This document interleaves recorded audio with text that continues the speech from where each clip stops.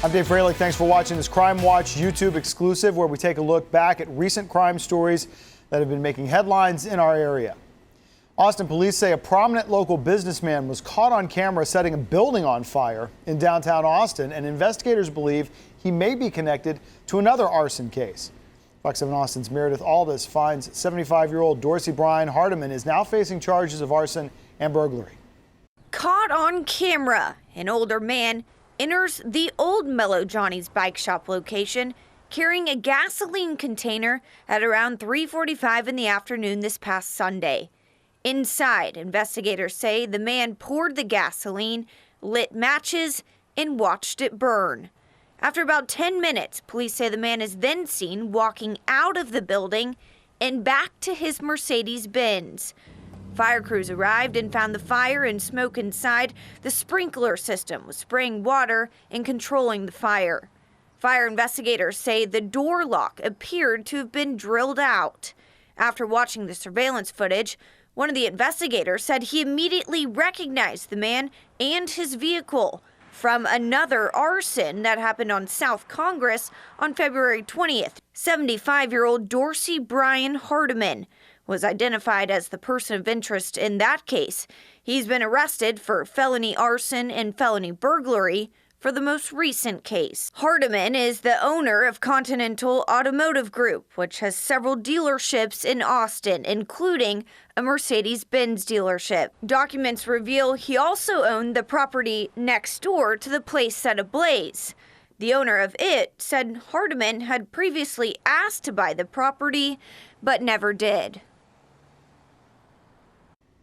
Hardiman has bailed out of jail. He hasn't been charged with anything related to the February 20th arson yet. Fox 7 Austin reached out to his attorney, but he was not available for comment. Well, an animal advocacy group is speaking out following recent cockfighting busts in Texas. It's illegal in the United States, but it is still happening in Texas and around the country. Meredith Aldis has that story as well. This is cruelty as entertainment. The blood sport of cockfighting. Animals are placed in a pit from which they cannot escape. They're equipped with knives or curved ice picks called gaffs on their legs, and they are fought until one of the animals cannot continue. That typically means they've suffered a lethal wound. A couple weeks ago, Harris County deputies found several injured and dead animals on a property in northeast Houston, following reports of people gathering for a cockfight event. Harris County deputies say when they arrived, people took off. The property owner was arrested and charged with cockfighting as he let others use his property for the event. Others were released with citations. Officials seized more than 100 roosters from that property. This is something that's not tolerated in America. Just a few days later, in Caldwell County, sheriff's deputies took 35 roosters from a property believed to be used for a large cockfighting ring. 9 people were detained, 20 vehicles and a trailer were towed. Officials say the investigation is still ongoing. Animals don't have a voice. Y'all have heard me say it a bunch. They don't have a voice, and we need to be their voice. That's what the group Animal Wellness Action is fighting for. They're also working to pass the FIGHT Act in Congress. This will create new enforcement tools that the federal government, cooperating with the states, can use to crack down on these illegal animal fighting rings throughout Texas and throughout the rest of the country. Cockfighting is a felony in Texas. It's punishable by up to 2 years in prison and up to a $10,000 fine. Pacelli says almost always cockfighting is associated with other criminal activities. Illegal gambling, because that's one of the big purposes of staged animal fighting, is to gamble on the combat between the animals, but there's also money laundering, narcotics trafficking, outbursts of violence. And he says it needs to stop. If you see an animal that's not being medically cared for, doesn't have shelter, does not have food and water, or is medically something's wrong with them, call police. Meredith Aldis, Fox 7 Austin Crime Watch.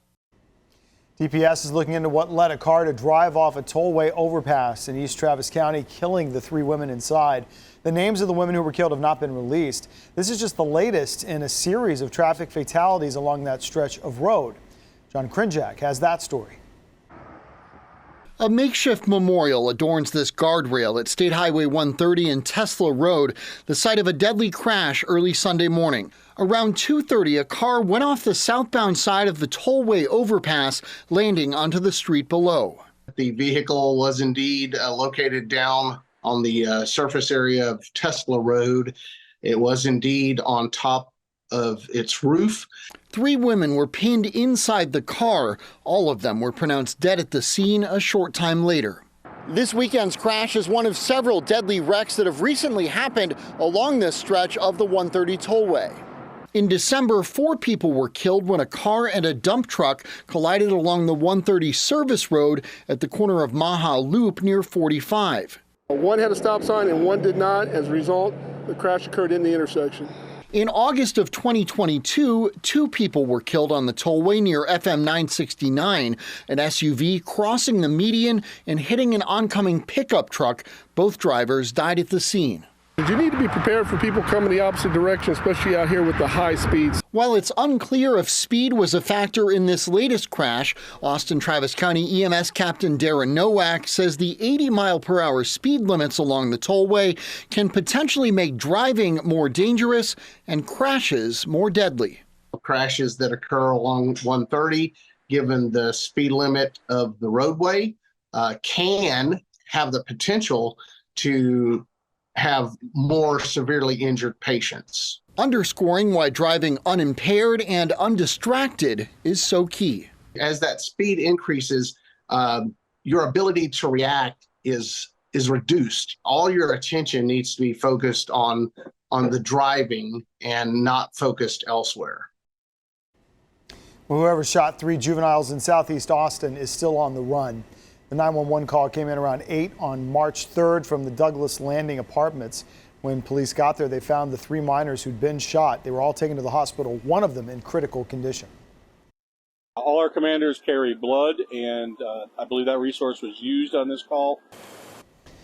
Police say this was an isolated incident. They do have suspects that they're looking at, and if you saw or heard anything, you're asked to please give police a call. A joyride in a stolen vehicle ends with several teenagers behind bars. Kyle police say they've arrested 3 teenagers who led them on a chase to Austin in a stolen vehicle. We're told the driver got out of jail just 2 days before this happened. Meredith Aldis has more.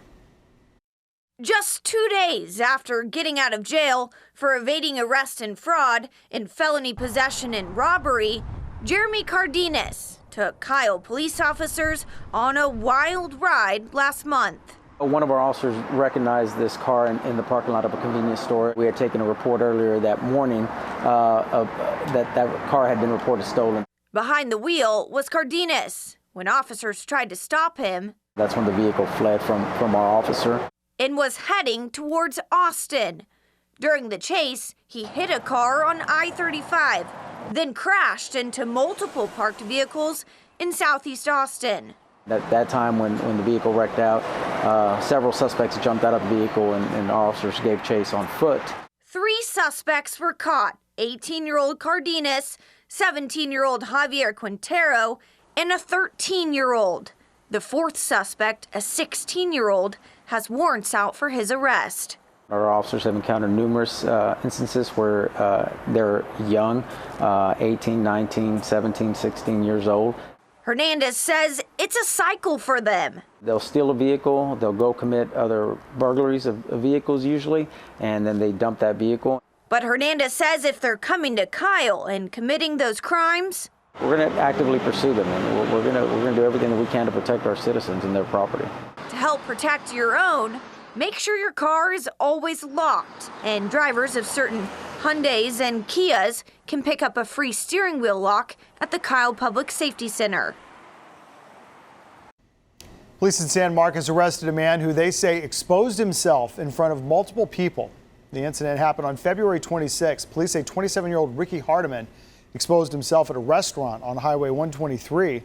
He left before police arrived, but later in the evening, another call came from a resident in San Marcos reporting Hardiman knocking on neighbors' doors and exposing himself. That incident was reportedly captured on surveillance video. Hardiman was arrested 2 days later and is charged with 2 counts of indecent exposure. He's in the Hays County Jail on a $10,000 bond. And finally, Elgin police raided a house in a drug bust that led to the arrest of 4 people. It's the same house where a double homicide happened in March of 2023. Angela Alvarado, Ivan Cook, Anthony Joyner, and Jamal Bradley were arrested on drug charges at the house on the corner of Highway 290 and State Highway 95. Officers have been watching the house for the past year. Along with the double murder, there have been reports of gunshots, assaults, and drug trafficking at the house. Authorities seized drugs, money, guns, and electronics. We had asked the U.S. DEA, or Drug Enforcement Administration, for assistance with their expertise and resources to assist us with targeting the property. And today was a culmination of that. The police chief says the city is also looking at code violations at the house, and they're asking the DA's office to declare it a nuisance. Well, we appreciate you watching the Fox 7 Austin Crime Watch YouTube exclusive. Our Crime Watch stories run each Monday on Fox 7 Austin News at 9. If you miss them, you can watch anytime on our new Fox Local Connected TV app, which is free to download, and you can watch on multiple platforms like Roku and Apple TV. Just scroll down from the live player and look for the Crime Watch section. For more on the stories highlighted in this episode, you can head to our website, fox7austin.com. And don't forget to subscribe to the Fox 7 Austin YouTube channel.